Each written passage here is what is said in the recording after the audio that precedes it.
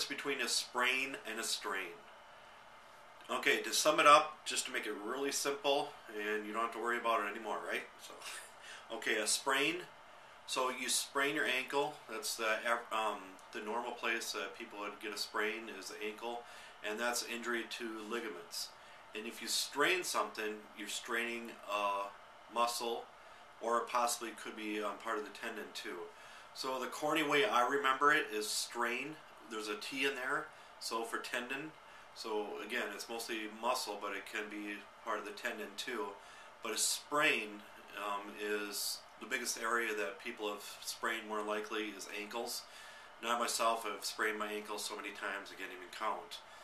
But with a strain, typically it will not get really swollen at all. And the main thing with sprains, okay, so sprains, when you sprain it, injury to a ligament, you can swallow it. So if you ever sprain your ankle, more likely you saw a lot of buildup there. And in the first 48 to 72 hours, I don't know if you guys ever heard of RICE, but it's called RICE. It's not called RICE. Rest, ice, compression, elevation. So you want to rest it, you want to ice it, compress it, then also elevate it to get some circulation going then. So that's kind of the standard with that, but there's a new term now, it's called MICE. Movement, ice, compression, elevation. So the movement is to perform some stretching with it, but if you ever take any classes on active isolated stretching, that's what they recommend right after a sprain then. But then there's a strain. So hopefully I'm not confusing you too much, so sprains and strains.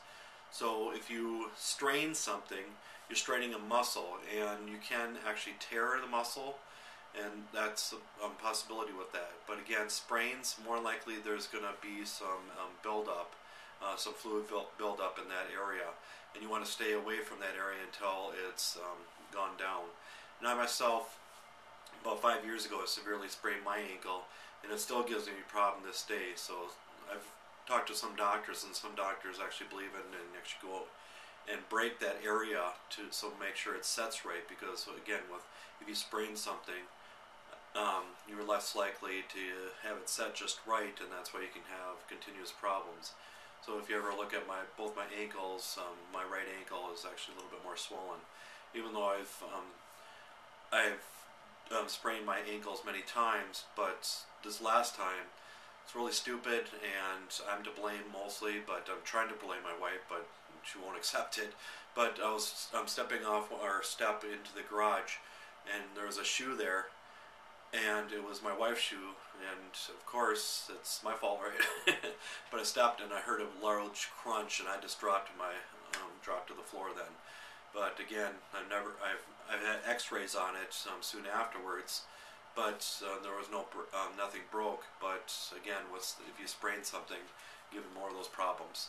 Let me just read a few other things really quick.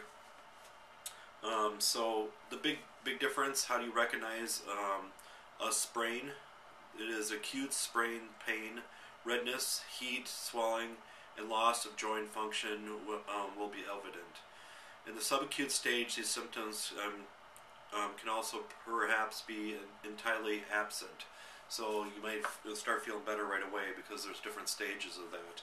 It all depends how long you're going to be on each stage. Passive stretching of the affected ligament will be painful until all inflammation has subsided.